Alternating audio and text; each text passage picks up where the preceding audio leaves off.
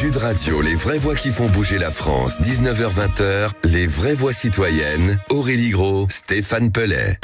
Citoyens, bons patriotes, rejoins le parti sans culotte. Citoyens, citoyennes, on vous court. Des citoyens propres dans une ville propre, nos enfants nous regardent. Pour l'honneur, pour servir, pour la gloire, nous avançons. Je suis un citoyen ordinaire. Citoyen, soldat, frère, père. Citoyens, c'est mon devoir de citoyen. Je n'ai qu'une voix. Et le cœur des Français est en danger. En tout cas, attention, on va vous en parler pendant cette émission, Les vraies voix responsables. Au sommaire de cette émission, les maladies cardiovasculaires, première cause de mortalité chez les femmes dans le monde, 6 fois plus que le cancer du sein, l'infarctus du myocarde des femmes et des hommes. Sur les 147 000 personnes qui décèdent chaque année en France d'une maladie cardiovasculaire, 54% sont des femmes. Quand une femme ne se sent pas bien, se présente un symptôme d'infarctus, son entourage met en moyenne 1 heure de plus que les hommes avant d'appeler le 15. Et pour en parler, Claire Mounier-Verrier sera avec nous, professeure de cardiologie, et Thierry Drillon, fondateur d'Agir pour le cœur des femmes, Women's Cardiovascular Healthcare Foundation. J'essaye de le dire avec un peu d'accent, mais c'est nul. Et plus largement, 50 000 personnes sont victimes d'un arrêt cardiaque soudain chaque année, dont seuls environ 5% survivent. 5,3 millions de personnes sont traitées pour une maladie cardio-neurovasculaire, dont plus de 443 000 pour une maladie aiguë. Un bilan qui ne cesse de s'alourdir en France et à tous les âges. Le docteur Paul Dardel, président de la fondation Le Bon Samaritain, et Frédéric Leibold, président d'Ecatec Géocœur, sont à nos côtés ce soir pour en parler. La santé cardiaque, auteur de nos préoccupations, on en parle avec Aurélie Gros et Stéphane Pellet. Les vraies voix Sud Radio. Bonjour Aurélie Gros, bonjour Stéphane Pellet, comment ça va ? Bonjour. Bonjour à tous les moi, deux. Quand on parle de cœur, ça va très très bien. Ouais, de cœur. Dit-il en regardant Cécile. Moi, je dis ça, t'es pas jaloux, Philippe Moi, comme dirait Thierry Roland, ça ne nous regarde pas. Oui, je suis bien d'accord. Nos cofondateurs du G500, on est ravis de vous retrouver. Aurélie Gros, ce soir, forcément, c'est un sujet qui nous touche, nous les femmes, sans le savoir, parce que j'imagine que aujourd'hui, c'est une information qui est assez méconnue. C'est une information qui est assez méconnue parce que on a remarqué, et maintenant on commence à en parler, mais on n'en parle pas suffisamment, c'est que les symptômes, en fin de compte, pour les femmes sont totalement différents que pour les hommes, et peut-être aussi que les femmes s'écoutent un peu moins. Alors aujourd'hui, on est ravis... Suivez mon regard. Oui, contrairement aux hommes, puisque les chiffres le disent, on met plus de temps pour prévenir les secours si une femme fait un arrêt cardiovasculaire. Pourquoi ? Tout simplement parce que les symptômes ne sont pas les mêmes, parce que la femme s'écoute pas, parce qu'elle fait autre chose, elle va chercher les enfants, elle a d'autres préoccupations, souvent qui sont un peu différentes, en tout cas dans sa gestion du planning de vie. Et c'est pour ça qu'on est ravis d'avoir la professeure Claire Mounier-Verrier, cofondatrice d'Agir pour le cœur des femmes, qui est cardiologue au CHU de Lille et professeure de médecine vasculaire à l'université de Lille, et qui est accompagnée de Thierry Drillon, qui est cofondateur avec elle du fonds de dotation Agir pour le cœur des femmes, et qui va nous expliquer un petit peu tout ça, parce que je pense que c'est un sujet dont on ne parle pas assez et où beaucoup de morts pourraient être évitées, ou en tout cas de très longues hospitalisées. Donc bonjour docteur, bonjour monsieur. Professeur, ouais, pardon, excusez-moi. Peut-être petit bilan d'abord chiffres, pour qu'on comprenne bien ce bilan qu'on a plus ou moins évoqué dans le sommaire. Oui, bonsoir. Effectivement, vous avez rappelé les chiffres, et les chiffres traduisent cette urgence à la fois sociétale et médicale. Je vais vous donner 3 chiffres. 2, 33, 200. 2, c'est le nombre de femmes de trop qui, malheureusement, tous les jours en France, décèdent d'un accident de la route. 33, d'un cancer du sein. Et 200, d'une maladie cardiovasculaire. C'est la première cause de décès des femmes en France et dans le monde. Songez simplement, Sud Radio, c'est l'équivalent de la population de ville comme Cannes, qui chaque année disparaît, rayé de la carte. Et la bonne nouvelle, c'est que dans tout ça, dans 80% des cas, on peut éviter à ces femmes de rentrer dans la maladie par de la prévention positive et bienveillante, efficace, de terrain. Et c'est la raison pour laquelle nous avons créé Agir pour le cœur des femmes, la Women's Cardiovascular Healthcare Foundation, avec le professeur Claire Mounier-Verrier qui est à mes côtés. Mais Merci de l'avoir dit avec un meilleur anglais que le mien. On en parlait il y a quelques instants. Alors, je parle comme un béotien. Les symptômes des hommes, on m'a dit, c'est douleur dans la poitrine, douleur dans le bras, notamment pour un accident cardiovasculaire. Quels sont les symptômes qui sont différents chez la femme, et me suis-je trompé déjà pour les symptômes chez l'homme ? Alors, les symptômes de l'homme sont parfaits. Ils existent aussi chez les femmes. Pour une femme sur 2 victime d'un infarctus du myocarde, c'est tout simplement, ça traduit une occlusion, c'est-à-dire l'artère du cœur qui se bouche brutalement. Les femmes, elles ont une maladie différente, des lésions différentes qui se bougent pas complètement. Donc, ça sera un essoufflement à l'effort, une fatigabilité à l'effort qui va s'aggraver, des palpitations, une gêne dans la poitrine entre les omoplates ou uniquement dans la mâchoire. Donc, ce sont des symptômes qui sont un peu tronqués. Mais il y a toujours quand même cette petite gêne dans la poitrine. Et la femme doit s'alerter si elle a des facteurs de risque, comme si c'est une fumeuse, s'il y a une hérédité dans la famille, ça c'est très important. Si papa, maman fait un infarctus du myocarde, si elle a du cholestérol connu, voilà, si elle est ménopausée, ces symptômes doivent l'alerter et la faire appeler le plus rapidement possible. Est-ce que ce sont des symptômes qui arrivent à tout âge, où on passe, vous parliez de ménopause, ou c'est un stade un peu avancé en matière d'âge ? Alors c'est vrai que les femmes, nous sommes conditionnées par notre vie hormonale. Si on prend les jeunes femmes qui ont une contraception, par exemple, vous avez des infarctus authentiques chez la femme notamment qui fume et qui prend une contraception avec oestrogène de synthèse, notamment après 35-40 ans, le risque augmente d'avoir ce type d'accident. Au moment des grossesses, on peut avoir une autre forme d'infarctus de la femme qui est la dissection, c'est-à-dire l'artère qui se déchire comme une poupée russe sur toute sa longueur. Et à la ménopause, ça va être des plaques qui vont progressivement ressembler à celles des hommes. On dit que 10 ans après la ménopause, il n'y a pas de différence entre les hommes et les femmes. Voilà. Qu'est-ce qui fait qu'il y a une différence, ce que disait tout à l'heure Aurélie, de prise en charge d'un homme et d'une femme ? Pourquoi en tout cas cette pathologie, je ne sais pas si on peut appeler ça une pathologie chez l'homme, est prise en charge plus facilement ? Parce que c'est juste un problème de communication aujourd'hui ? Alors, votre question, elle est excellente. Il y a plusieurs éléments. C'est moi qui l'ai eu. Attendez, je vais faire la mienne. Bon, attendez, on s'entend plus. Alors, la première chose, c'est qu'il y a, qu'on le veuille ou non, une médecine qui est aujourd'hui genrée, et c'est un homme qui vous dit ça. La deuxième chose, c'est que Claire en a parlé, les symptômes, il y a des symptômes atypiques chez la femme versus l'homme. On a cette vision de l'homme 60-65 ans, adepte de la bonne chair, ayant le coude qui se lève et faisant pas de sport, etc. Infarctus. Une femme qui aujourd'hui fait un infarctus et tombe dans la rue, on pensera à un malaise vagal, d'accord ? Et on n'osera pas la masser. Pourquoi ? Parce qu'elle a des seins. Donc, c'est toute cette notion de médecine genrée. Le deuxième élément, c'est que, mesdames, soyez actrices de votre propre santé et prenez soin de vous. 81% des femmes ne s'occupent pas de leur santé. Elles s'occupent de la santé de leurs enfants, de leur mari, de leur conjoint, de leurs parents.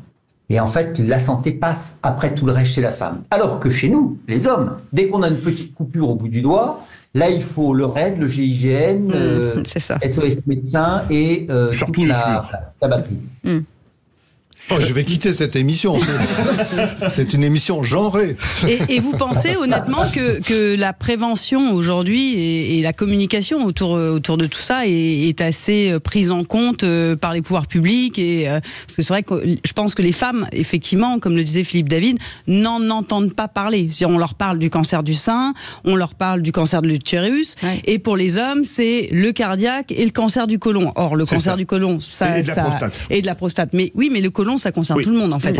Donc voilà, il y a peut-être un travail en tout cas que les pouvoirs publics devraient faire, mais je sais que vous organisez aussi votre travail et vos missions de prévention sur les territoires, vous allez peut-être pouvoir nous en parler. Alors il y a deux choses, parce que votre point il est très important. Dans les missions que humblement nous nous sommes fixés avec Agir pour le cœur des femmes, avec Claire et toute l'équipe, c'est alerter, anticiper, agir.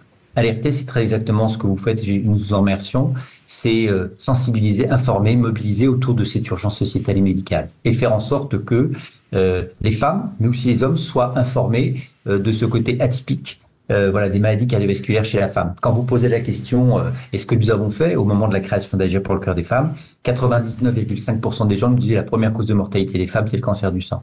D'accord ? Donc, il y a une vraie nécessité d'alerter, de mobiliser. La deuxième chose, c'est que les femmes,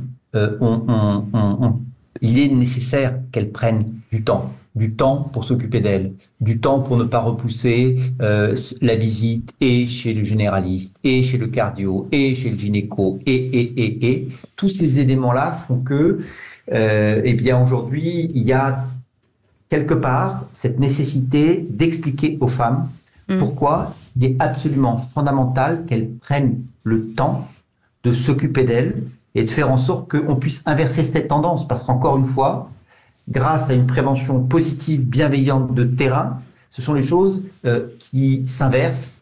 80% des cas, 80% des vies peuvent être sauvées. Je vais juste vous prendre un exemple. Le bus du cœur des femmes, une de nos actions. En l'espace de 2 ans et demi, ce sont quelques 10 000 femmes qui ont bénéficié de cette opération de dépistage et de repérage. Et dans 90% des cas, les femmes avaient au moins 2 facteurs de risque cardiovasculaire. Allez, vous bougez pas, on fait une petite pause, on revient dans un instant avec encore plein de questions à vous poser. C'est les vraies voix responsables, spécial de ce cœur des femmes finalement qui bat et on aimerait qu'il batte le plus longtemps possible. On revient dans un instant, ne bougez pas. Sud Radio, votre avis fait la différence. Sud Radio, les vraies voix qui font bouger la France, 19h-20h, les vraies voix citoyennes, Aurélie Gros, Stéphane Pellet. Les vraies voix citoyennes avec Aurélie Gros et Stéphane Pellet, le G500. On va prendre soin de votre petit cœur, que vous soyez un homme ou une femme. Là, on est plutôt sur la face des femmes avec la professeure Claire Mounier-Veillé, cofondatrice d'Agir pour le cœur des femmes et cardiologue au CHU de Lille et professeure de médecine vasculaire à l'université de Lille et aussi Thierry Drillon qui est avec nous, cofondateur avec vous de ce fonds de dotation Agir pour le cœur des femmes. Professeur, petite question, quand finalement on est une femme, on parlait de prévention avant la pause. Est-ce qu'à un moment donné dans sa vie, entre 20 et 30 ans, il faut naturellement, sans avoir de problème, se sentir de problème, aller faire un petit test chez un cardiologue? Alors déjà, effectivement, on a déjà parlé au début d'émission des 3 phases clés de dépistage. Donc c'est la première contraception qui est aujourd'hui remboursée en France, la consultation longue de la première contraception. Et ensuite, vous avez un autre repérage qui est le suivi de grossesse, le postpartum, enfin après l'accouchement, parce qu'aujourd'hui les grossesses sont de plus en plus tardives, avec des femmes qui ont déjà des facteurs de risque. Et dans l'idéal, il faut préparer ces consultations avant le début de grossesse. Puis après, il y a effectivement l'entrée dans la ménopause. Donc en fait, on apprend aux femmes à repérer leurs facteurs de risque cardiovasculaire classiques, l'hypertension avec l'automesure à la maison par exemple, le tabac, la prise de sang régulière, sur le cholestérol et puis la glycémie à jeun. Et puis c'est également écouter ses symptômes. Donc pour être clair, on a mis en place sur le site d'Agir pour le cœur des femmes.com une fiche qui s'appelle « Je prépare ma consultation en 10 étapes clés ». Et là, ça permet finalement d'anticiper les choses, de prendre le temps de préparer sa consultation, et ça permet également au médecin ou la sage-femme qui va accueillir la femme d'être dans une écoute plus active, on va dire, sur ce qu'il faut faire derrière comme bilan. Alors, est-ce qu'il ne faut pas aller voir un cardiologue? Oui.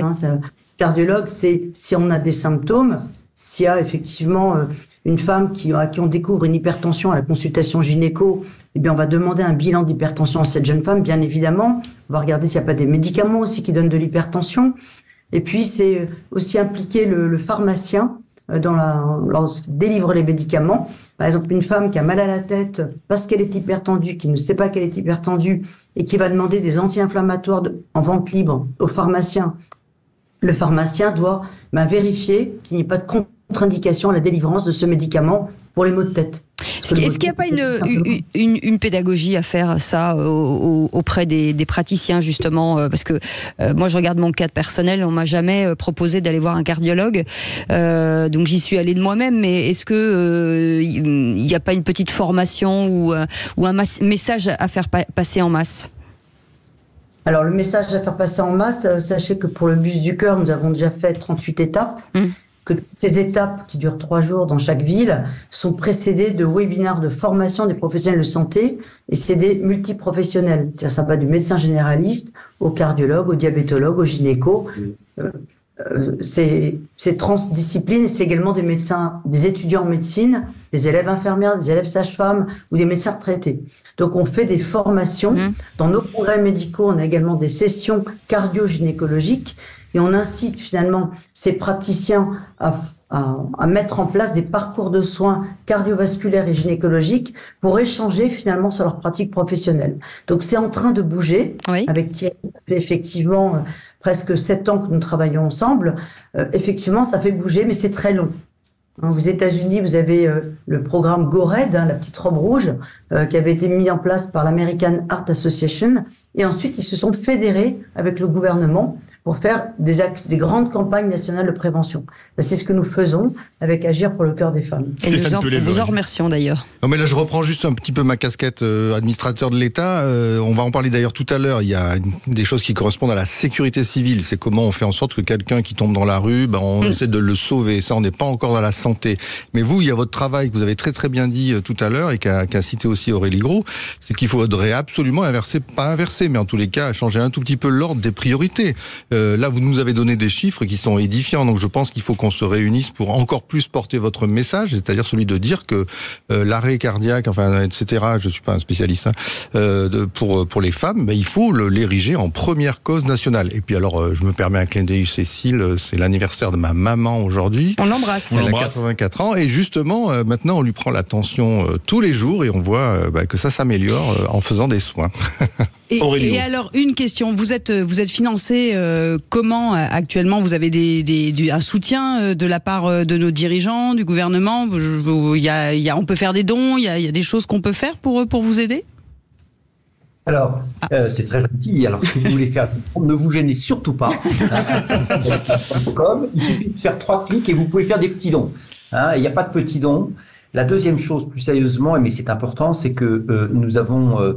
et je tiens à les remercier, un certain nombre de très grands mécènes issus du monde de l'entreprise. Des gens qui ont estimé que c'était une priorité, pour reprendre vos termes, nationale, et qui s'engagent pleinement. La troisième chose, c'est que nous croyons avec Claire et toute l'équipe à une prévention de terrain, à une prévention en action, pas celle qui est culpabilisante, mais celle qui est positive. C'est-à-dire que la prévention qui consiste à vous culpabiliser, à vous dire vous faites mal, vous faites mal, vous faites mal, c'est pas celle qui vous fera aller de l'avant. Et la dernière chose, c'est que les pouvoirs publics, il y a une prise de conscience assez collective sur le sujet. Et je suis d'accord sur la notion de grande cause nationale. Ça devrait être une grande cause nationale. Oui, parce que vous avez parlé des petites robes rouges aux États-Unis en disant que ça avait, que ça s'était fédéré, qu'après c'était devenu une cause nationale puisque nos décideurs se sont associés, etc. Et est-ce que vous avez un début d'association de la part de nos décideurs? Alors, moi, je vais vous dire une chose. Moi, je suis dirigeant d'entreprise, je suis quelqu'un de pragmatique. C'est ça. Je fais, et puis après, ça suit. Et vous savez, c'est pas à vous que je vais apprendre que quand les choses marchent, à ce moment-là, vous avez beaucoup d'amis. Bon, alors on a beaucoup d'amis aujourd'hui, c'est super. Je voudrais saluer le travail fait par les équipes remarquables de la Caisse nationale d'assurance maladie. Parce que dans tous les territoires, dans toutes les villes, ils mettent... d'abord, le droit à la santé, c'est un droit pour toutes les femmes. Pour toutes les femmes, que vous soyez précaires, vulnérables ou autres. Et donc, elles travaillent énormément avec nous, à nos côtés. Et puis, il y a les examens de soins. Donc, finalement, je ne crois pas que ce soit les uns contre les autres. C'est tous ensemble, on veut fédérer. On veut faire en sorte que on soit dans une action qui soit une action bienveillante, efficace, une action professionnelle et qui part du terrain. Ce qui part d'en haut, ça a ses limites, et on le sait tous. Nous sommes beaucoup plus dans une démarche qui est une démarche pragmatique, concrète. Vous savez, la vision, c'est bien, mais la vision sans l'exécution, c'est de l'hallucination. La tournée du bus du cœur des femmes va pas tarder à débuter. Où va-t-elle aller cette saison? Alors, allez-y, cher professeur. Elle a débuté la semaine dernière à Cannes. Nous sommes en partance vers Sifour, et puis on essaye de faire... il y a 8 nouvelles villes et 7 récurrentes. L'idée, c'est pas d'aller dans une ville pour faire un dépistage et s'en aller. L'idée, c'est de faire venir des professionnels de santé du territoire pour les fédérer, les faire se connaître et derrière, proposer aux femmes qui en ont le plus besoin des consultations. Donc, chaque professionnel de santé réserve des créneaux de consultation pour revoir ces femmes comme il se faut. C'est un repérage, le bus du cœur. Il n'y a pas d'examen clinique. On fait des examens biologiques, il y a des entretiens médicaux qui durent un certain temps, des ECG, des Doppler artériels, mais on ne va pas faire de la prescription dans le bus du cœur, sinon c'est de la médecine de foire. Donc c'est repérage, et ensuite on oriente vers les professionnels de santé et la caisse primaire d'assurance maladie, comme l'a très bien dit Thierry, pour les femmes qui n'ont plus de médecin traitant, parce qu'ils partent à la retraite aussi. Et puis vous retrouvez bien entendu toutes les informations sur agirpourlecoeurdesfemmes.com. N'hésitez pas à aller jeter un coup d'œil parce que c'est vraiment très important pour tous, hommes et femmes. Merci beaucoup professeur Claire Mounier-Veillé d'avoir été avec nous, cofondatrice avec Thierry Drillon qui est avec nous du fonds de dotation Agir pour le cœur des femmes. On a été très honorés de vous avoir avec nous en direct. Merci à vous. Et puis si vous avez besoin, vous nous rappelez, on vous fera de la pub encore et on continuera en tout cas à transmettre ce message important. On fait une petite pause. Le docteur Paul Dardel sera avec nous, président de la fondation Le Bon Samaritain qui sauve des vies. Et puis Frédéric Leboil sera avec nous, président de Ecatech Géocœur, un boîtier connecté qui permet de renforcer la prise en charge des victimes d'arrêt cardiaque. Et ça aussi, c'est une solution importante. À tout de suite. Sud Radio, les vraies voix qui font bouger la France, 19h-20h, les vraies voix citoyennes, Aurélie Gros, Stéphane Pellet. Sud Radio, les vraies voix qui font bouger la France, 19h-20h, les vraies voix citoyennes, Aurélie Gros, Stéphane Pellet. Retour des vraies voix citoyennes, une émission qu'on prend vraiment à cœur ce soir, puisqu'on a parlé du cœur des femmes. Ça fait allusion à un film qu'on aime bien d'ailleurs, Le cœur des hommes. Alors, je sais plus à quel opus on est. Et maintenant, on va parler de la fondation Le Bon Samaritain qui sauve des vies grâce à l'application Staying Alive. Mais rien à voir avec les Bee Gees, avec le docteur Paul Dardel. Bonsoir. Bonsoir, merci d'être avec nous. Et Frédéric Leibold, président d'Ecatech Géocœur, un boîtier connecté qui permet de renforcer la prise en charge des victimes d'arrêt cardiaque. Bonsoir. Bonsoir.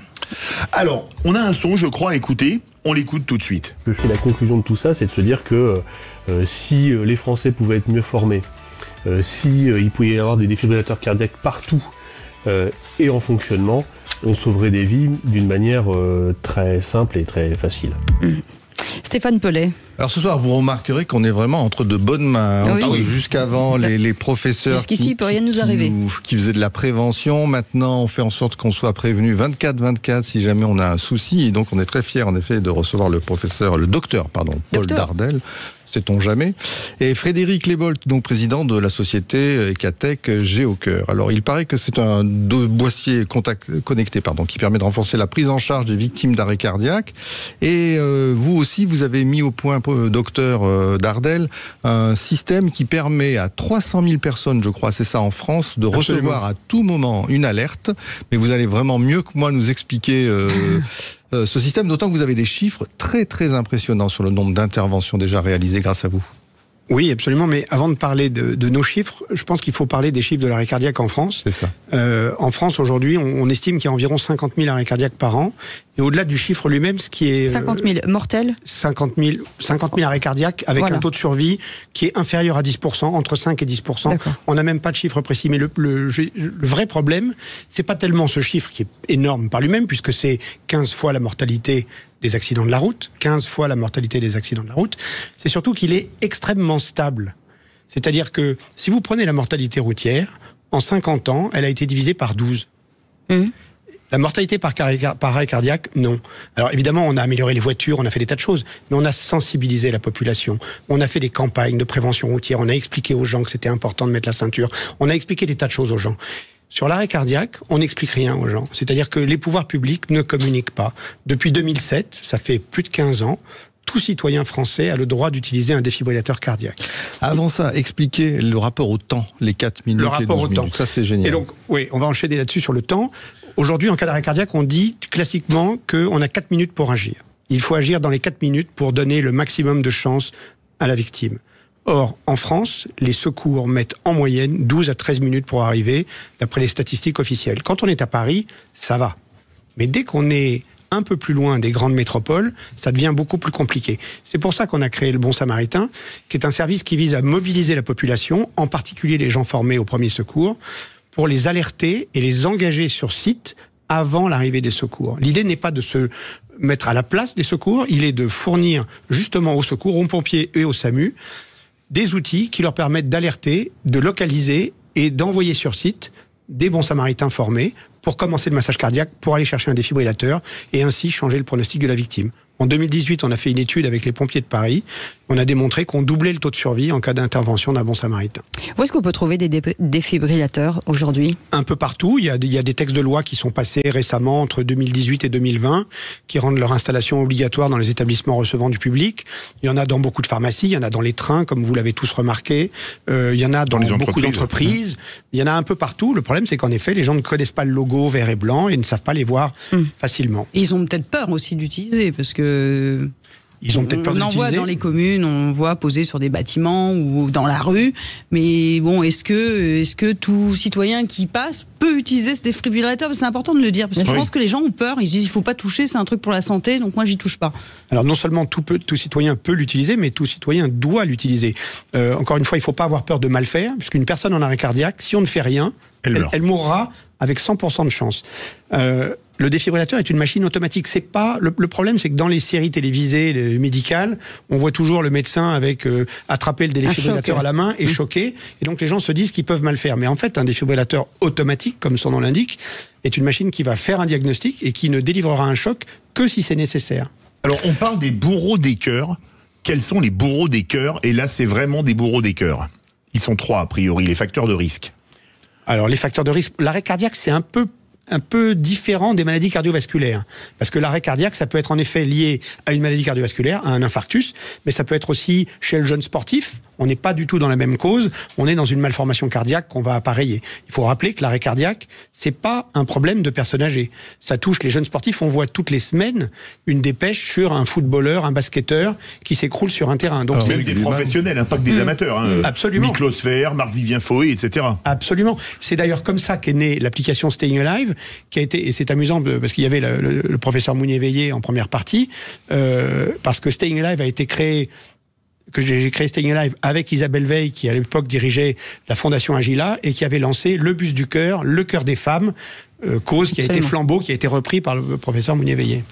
Aujourd'hui, est-ce qu'il ne serait pas, ça c'est une question de pouvoir public, de dire est-ce qu'il ne faudrait pas imposer à chacun dans les entreprises de faire un stage, peut-être dans toutes les entreprises, pour expliquer au moins comment fonctionne un défibrillateur ? Ce serait ou un test de scorisme, ou je sais pas, ce serait... Alors je sais que vous me regardez avec des yeux l'air de dire oh là là, déjà c'est très compliqué, ou à l'école. Cécile, vous avez là 2 invités qui sont très complémentaires.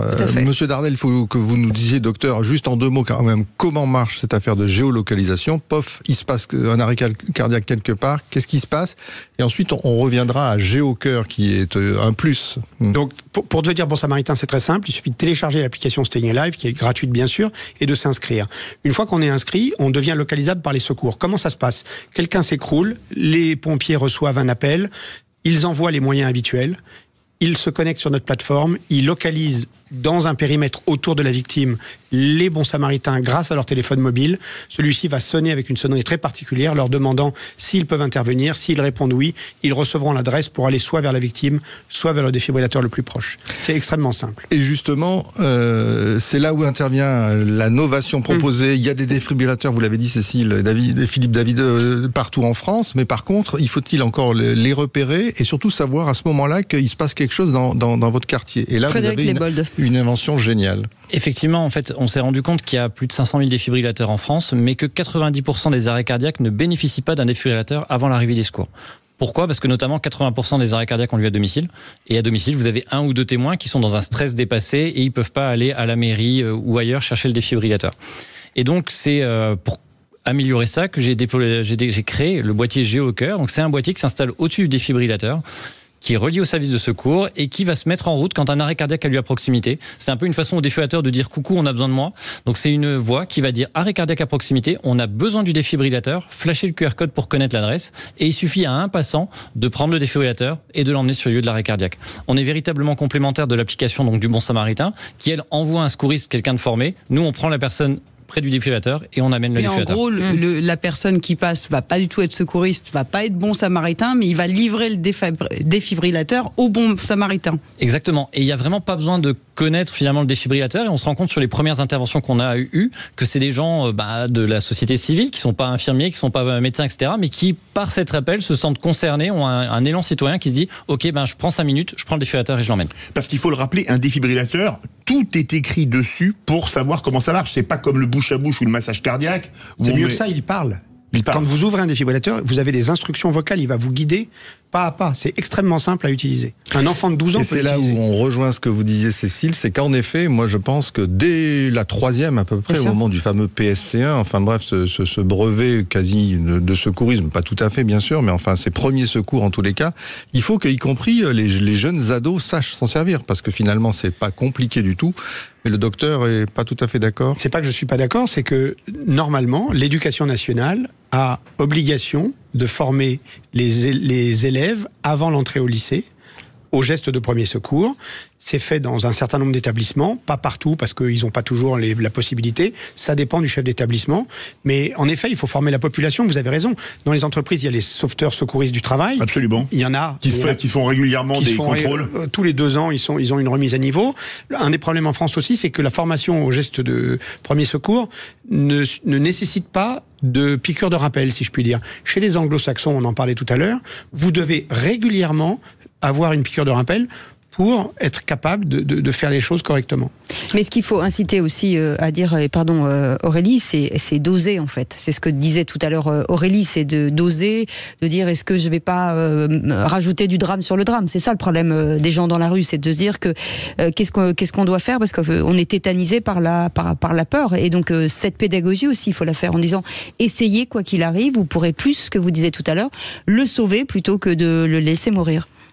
C'est là où la formation, j'allais dire, permet de libérer un peu le blocage. C'est-à-dire que, en théorie, tout le monde peut utiliser un défibrillateur, mais le fait d'avoir été formé va justement lever les inhibitions et permettre à des gens qui auraient probablement pas eu le courage de le faire, qui auraient eu peur de mal faire, de le faire. Allez-y Aurélie. Non, je me posais la question, vos boîtiers, ils sont installés dans beaucoup d'endroits actuellement ou vous êtes en expérimentation actuellement? Alors on est au-delà de l'expérimentation, on a eu donc le concours Lépine en 2022, on a commercialisé depuis juillet et là on en a 250 d'installés un peu partout, enfin essentiellement en région Grand Est, mais on commence à en installer en Seine-Maritime, en Haute-Savoie, prochainement dans le sud de la France aussi, sur Paris avec la mairie de Paris. On a déjà des premiers résultats. Pour compléter ce qui avait été dit aussi par rapport à la formation, ce qui manque beaucoup à la population, c'est simplement de l'information. C'est si un Français sur 2 ne sait même pas qu'il peut se servir d'un défibrillateur, que c'est facile d'utilisation. Et je pense qu'à un moment, ça devrait être les pouvoirs publics qui prennent les choses en main. On parle de tous les ans, il fait chaud, buvez de l'eau, on tousse, il faut mettre un masque. Et ben on pourrait une fois dans l'année dire un défibrillateur en 20 secondes, c'est facile, n'importe qui peut l'utiliser. Pour faire un massage cardiaque, il faut tendre les bras et appuyer sur la poitrine. Allez, on fait une petite pause, on revient dans un instant avec encore pas mal de questions à poser à nos deux invités. 0826 300 300, vous savez que vous pouvez poser des questions, bien entendu, vous êtes les bienvenus, on est ensemble jusqu'à 20h, à tout de suite. Sud Radio, votre attention est notre plus belle récompense. Sud Radio, les vraies voix qui font bouger la France, 19h-20h, les vraies voix citoyennes, Aurélie Gros, Stéphane Pellet. Et pour venir en aide à ceux qui ont des petits problèmes de cœur, les vraies voix citoyennes, Stéphane Pellet et Aurélie Gros. C'était Brigitte Lahaye l'après-midi. Non, des vrais problèmes de cœur. On a des vraies solutions avec des gens top. Le docteur Paul Dardal qui est avec nous, président de la Fondation Les Bons Samaritains, qui sauve des vies grâce à cette application Staying Alive que je vous incite à télécharger. Moi, je viens de la télécharger. Là, on vient de m'envoyer un petit texto pour que je confirme mon numéro de téléphone. Donc, avant la fin de l'émission, je serai aujourd'hui un bon samaritain pour ceux qui en auront besoin. Et Frédéric Lebol qui est avec nous, président de Ecatech Géocœur, un boîtier connecté qui permet de renforcer la prise en charge des victimes d'arrêt cardiaque. Philippe, vous vouliez faire une démonstration justement de ce la société Schiller a prêté un défibrillateur, comme on nous regarde beaucoup en vidéo sur la chaîne YouTube de Sud Radio, à 900 000 abonnés. On va regarder comment ça se passe, ou alors écoutez, allez-y Frédéric Leibold. Alors le défibrillateur, c'est très simple, ça se trouve n'importe où, on l'a dit juste avant, il y en a plus de 500 000. L'avantage, c'est que dès qu'on va l'ouvrir, en fait, il va se mettre en route. Restez calme et suivez les instructions. Appelez les secours en téléphonant au numéro indiqué sur l'appareil. Il va rappeler vraiment toutes les consignes. N'utilisez cet appareil que si la victime ne réagit pas. Ensuite, il suffit, vous avez des électrodes en fait qui sont dans la boîte. Il suffit de les ouvrir, c'est de l'usage unique. Vous ouvrez, vous les collez sur la poitrine. Il n'y a même pas besoin de savoir où il faut les mettre, puisque il y a les dessins dessus. Donc vous suivez juste les dessins, même un enfant peut le faire. Exactement. On en met une au niveau de la clavicule droite et une sous la poitrine à gauche. Les dessins indiquent tout. Vous posez et la machine va commencer à faire une analyse. Au haut du corps, ne touchez pas la victime. Une analyse du rythme cardiaque va être effectuée. Vous voyez, il explique vraiment tout. Du rythme cardiaque en cours. Alors, une fois qu'il va détecter en fait qu'il y a un choc, il va vous indiquer choc recommandé et il va déclencher le choc. Et après, il va donner les indications pour faire du massage cardiaque, pour faire le massage cardiaque. C'est totalement autonome, il n'y a pas besoin de le brancher sur une prise de courant, par exemple. Non, c'est évidemment, il y a une batterie, vous le prenez, vous l'emmenez jusqu'au lieu de la victime, il n'y a rien d'autre à faire. Et c'est pour ça que moi, ça me fait rebondir parce qu'on parlait de formation et justement du fait que peut-être tout le monde peut s'en servir. Et comme souvent, ces appareils se trouvent à côté de bâtiments publics, peut-être qu'une idée de formation de tous les agents publics de France serait une bonne idée parce que ça en ferait des bons samaritains. Déjà, première chose, donc vous en gagneriez pas mal là. Pas mal. Et par ailleurs, des personnes qui seraient en capacité d'aller à proximité, puisque l'alarme sonne à côté de la mairie, pour emmener le défibrillateur au domicile. En plus, un agent public, ça correspond bien à l'esprit du service public. Qu'est-ce que vous en pensez ? Clairement, quand on regarde dans n'importe quelle ville, etc., il y a toutes les mairies, etc. On prend la ville de Paris, vous prenez les bâtiments publics, vous les inscrivez les secouristes sur le Bon Samaritain, vous équipez avec Géocœur, vous augmentez les chances de survie sur l'arrêt cardiaque dans Paris de manière très facile et dans n'importe quelle ville de France. C'est des choses qui sont simples, effectivement. Il suffit juste de former un minimum, ou au minimum, comme je disais, d'informer que le défibrillateur, ça peut sauver des vies. Vous savez qu'en Suisse, dans le Tessin, les policiers qui sont à moto ont tous un défibrillateur dans leur top case et sont tous des citoyens sauveteurs. Et nous, ça fait partie des sujets dont on essaye de discuter avec le ministère de l'Intérieur, avec la Direction générale de la police nationale aussi. Faire de tous les policiers des citoyens sauveteurs, ça serait extrêmement efficace et à la fois pour sauver des vies et pour l'image de la police. Mais une question, alors que la France est un pays qui regorge de règlements et de lois inappliquées, dans une copropriété, moi j'habite un immeuble et je ne crois même pas qu'il y ait un défibrillateur dans l'immeuble. J'allais le dire tout à l'heure, je crois qu'il n'y en a pas. Je sais pas, il y en a un dans votre immeuble ou pas? Non, pas du tout. Est-ce qu'on peut le demander ça? Est-ce qu'on peut l'imposer? Vous pouvez le demander, ce n'est pas obligatoire. Il y a un syndic de copropriété qui est un de nos mécènes qui incite toutes les copropriétés à installer des défibrillateurs. Quand on divise le coût d'un défibrillateur qui globalement vaut entre 800 et 1500 euros, c'est une fourchette large mais selon les modèles, on imagine que ce coût divisé par une copropriété dans laquelle il y a une trentaine d'appartements, c'est rien. C'est rien. Surtout que ça lui rédite combien de temps un défibrillateur? 5 ans, 3 ans? 5-8 ans, ça dépend des modèles. Après, il faut changer les consommables, mais c'est rien. Stéphane Pellet.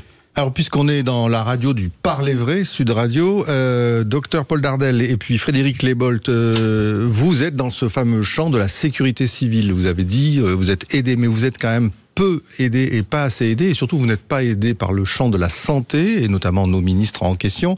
Ce soir, sans que vous poussiez forcément un coup de gueule, mais on sait que demain, vous dans un grand journal du soir, comme on disait à une époque, vous publiez une tribune. Dites-nous quand même ce que vous avez sur le cœur. Ah, celle-là, elle était pas mal.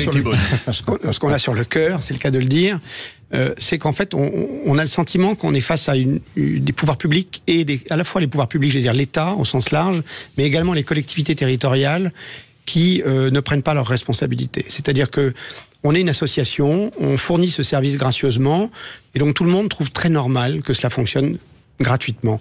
Mais ils se rendent pas compte que, alors bien sûr, les bons samaritains sont des bénévoles, mais au-delà de ça, il y a beaucoup d'informatique, il y a une infrastructure derrière, et quand on demande des subventions au département, en général, on nous envoie balader. En charge de la sécurité civile, faut le rappeler. Voilà, qui ont dans leur mission le secours. En général, on nous envoie balader, soit en nous disant qu'il n'y a pas d'argent, soit au prétexte que ça fait pas partie de leur champ de compétences. Voilà. Et c'est vrai, le ministère de la Santé nous refuse ces subventions. On a comme ça un mal fou à avancer. C'est surréaliste, pardon de vous le dire, mais je suis très inquiète finalement quand j'entends ça, puisque si on dit qu'effectivement c'est aujourd'hui une maladie, une pathologie qui peut sauver, qui tue énormément aujourd'hui d'hommes et des femmes, et qu'à un moment donné, je ne sais pas de combien vous avez besoin, mais ça me rend dingue d'entendre ce que vous êtes en train de me dire. Je trouve ça surréaliste en fait. Oui. Ouais, nous on estime qu'on serait, j'allais dire, très confortable si on avait 1 centime par habitant. C'est un chiffre, c'est symbolique, mais... 1 centime par habitant. 1 centime par habitant. Oui. C'est-à-dire qu'un département moyen, on en discutait avec Aurélie avant l'émission, c'est 700 000 habitants. Ça veut dire qu'on demanderait comme subvention à un département 7 000 euros. C'est rien. 7 000 euros par an. 7 000 euros par an pour un département de 700 000 habitants, mais c'est rien. Non, mais aujourd'hui c'est compliqué. Allez, on a une petite surprise, Aurélie. Oui, non, moi j'aimerais... déjà, on a un cadeau ce soir pour les auditeurs. On a Schiller qui offre à tous les auditeurs 15 minutes de formation gratuite au défibrillateur. Donc c'est important de le dire. Et après, ils peuvent s'inscrire directement sur l'application. Et après, Comme je viens de le faire de la pub pour le boîtier magique. Voilà, toutes les personnes, en tout cas, qui sont sensibilisées sur ces questions-là, peuvent aller faire 15 minutes de formation. Donc il faut aller où pour ça? Et on va mettre le lien sur le site de Sud Radio. Absolument. Et dans les tweets, et c'est en cours d'ailleurs. Donc vous n'avez plus qu'à cliquer, le code, tout est rempli. Après vous inscrivez, vous avez vos 15 minutes de formation gratuite. Et ben voilà, ce soir, si vous voulez une petite conversation ou un petit jeu qui peut être utile, vous prenez votre téléphone, vous inscrivez sur l'application Bon Samaritain, vous mettez votre nom, votre prénom. Staying Alive, l'application c'est Staying Alive. Staying Alive, pardon. Et effectivement, c'est bien de mettre la musique. Effectivement, et vous deviendrez un ou une bonne Samaritaine. Je ne sais pas si on dit Samaritain ou Samaritaine, en tout cas, et vous aurez eu l'impression d'être utile. Et ça, c'est important. Merci beaucoup, docteur Paul Dardel, d'avoir été avec nous, président de cette fondation Le Bon Samaritain, avec cette application Staying Alive. Merci beaucoup Frédéric Lebold et CADTech, et votre projet GeoCœur qui représente une avancée incroyable aussi pour retrouver finalement ces défibrillateurs dans Paris.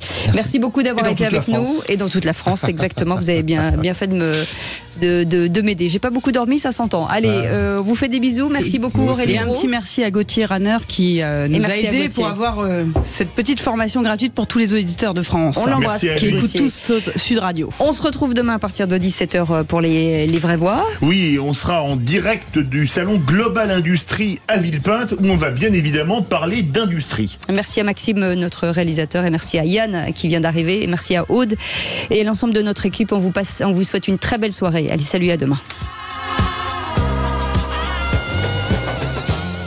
Sud Radio à votre service.